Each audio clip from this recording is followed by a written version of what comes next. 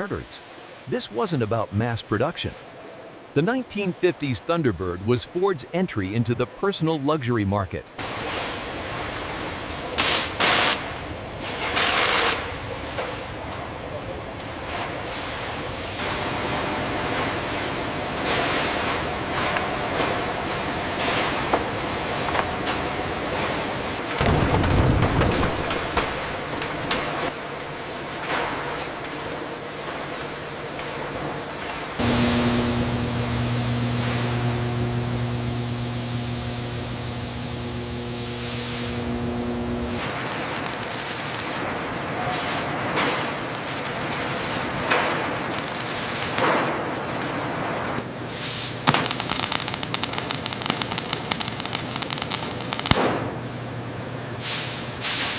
A little to the left, hold it steady.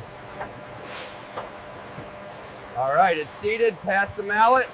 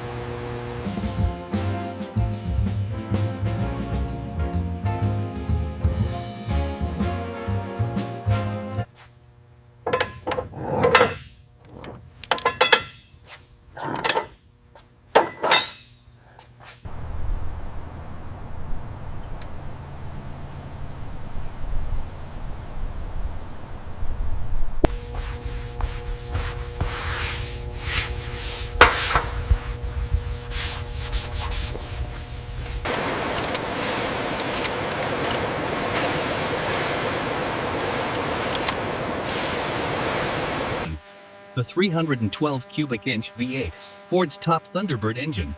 Its overhead valve design provides smooth power.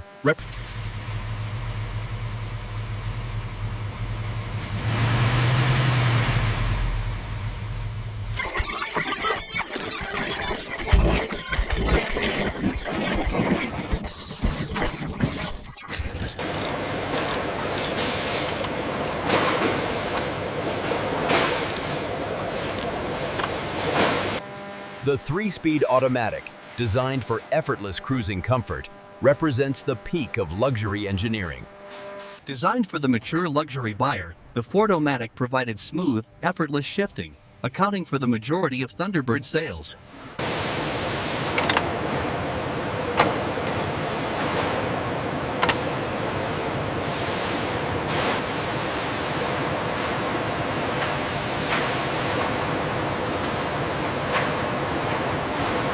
This comfort-oriented design utilized heavy coil springs, ensuring a ride quality much softer than its competitors.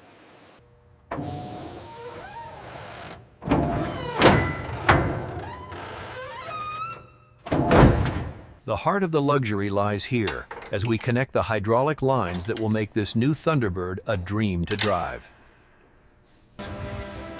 This advanced power brake system represents the pinnacle of luxury safety. The hydraulic lines are carefully connected.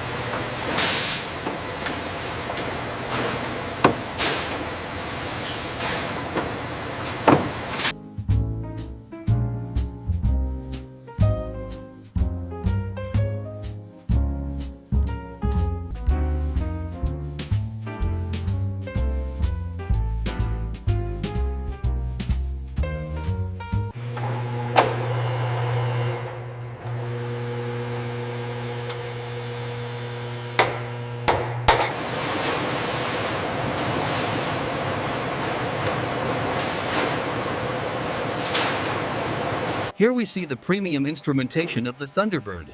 Note the detailed gauges and the luxurious chrome horn ring on the steering wheel.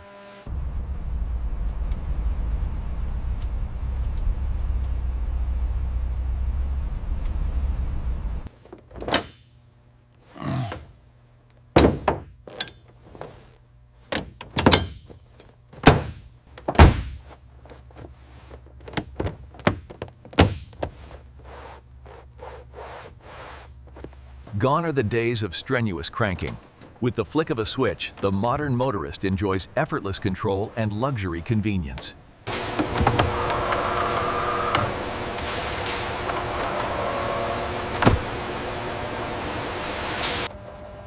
This sophisticated linkage and hydraulic system demonstrates the ultimate in 50s luxury, smoothly tucking the convertible.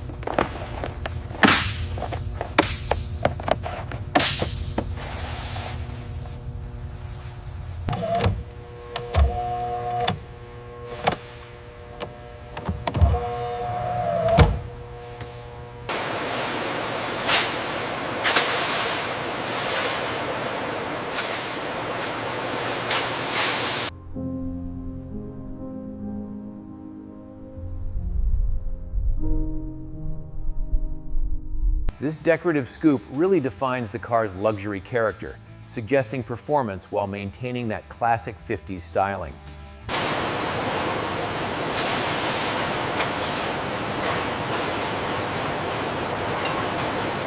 Here, the powertrain is completed as the V8 meets the frame. Precision is everything in this dramatic assembly.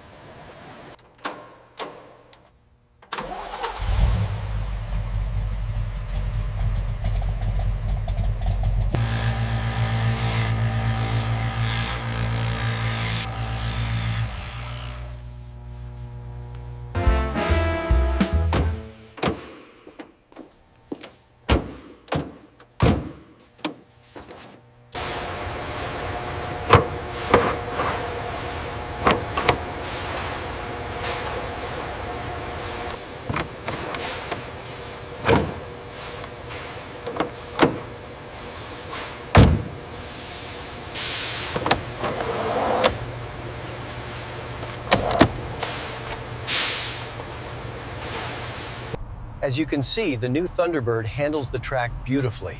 The ride is smooth, confirming its luxury status.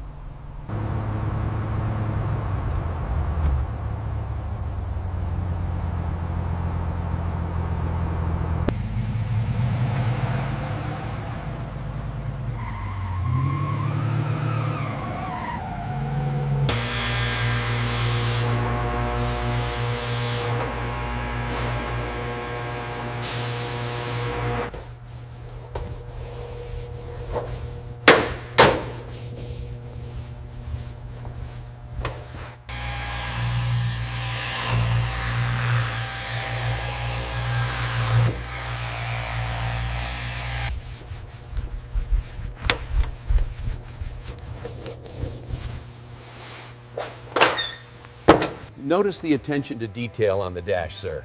It's built for comfort. Yes, and the standard V8 provides ample power.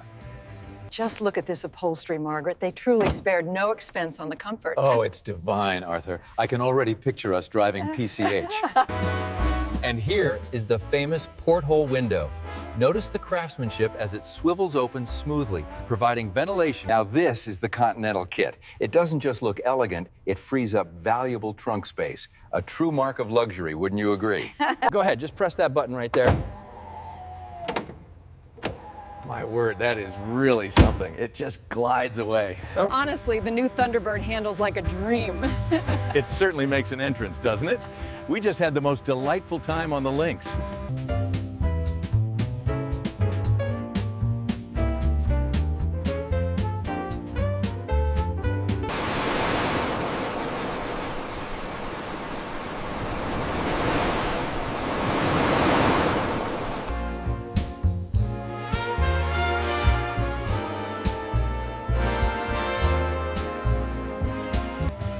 The contrast couldn't be starker.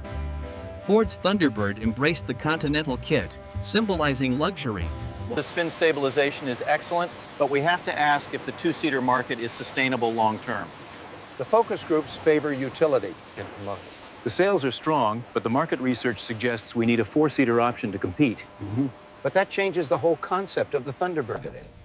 By extending the wheelbase, Yeah. we've achieved the space for the rear seats without compromising the line. Not compromising the line. This is a The final two-seater, signaling the end of an era for the classic Thunderbird. Hard to believe this is the last one, Joe. Yeah, the end of an era. She's perfect.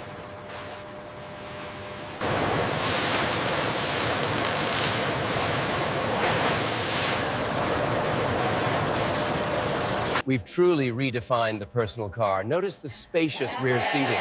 It's simply stunning, darling. Much grander than the previous model.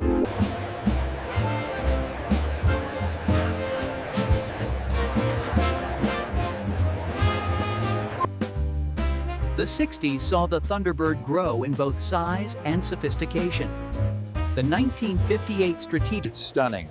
The porthole hardtop and the Continental kit make this example truly special. A masterpiece of American design.